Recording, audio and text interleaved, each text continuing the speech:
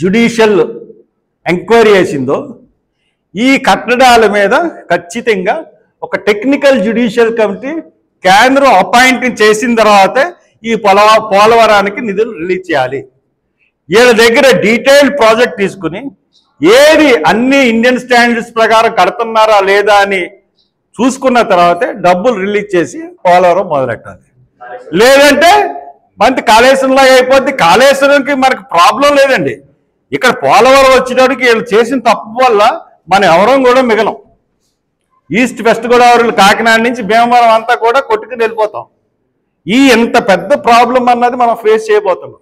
కాబట్టి నేను ఒక సామాన్య పౌరుడిగా చెప్తున్నాను, ఈ తూర్పుగోదావరి జిల్లాకు సంబంధించిన పౌరుడిగా ఖచ్చితంగా తగు జాగ్రత్తలతో ఇవన్నీ స్టడీ చేసిన తర్వాత నాకు ఇవన్నీ కూడా చాలా ఆశ్చర్యకరమైన ఇవన్నీ కనపడ్డాయి. కాబట్టి నేను ప్రెస్ ద్వారా నేను ఇవన్నీ పెట్టుకుంటున్నాను.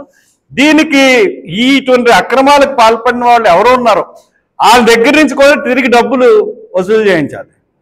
నేను త్వరలోనే దీని మీద నేను సుప్రీంకోర్టులోనే పిల్లి అయిపోతున్నాను.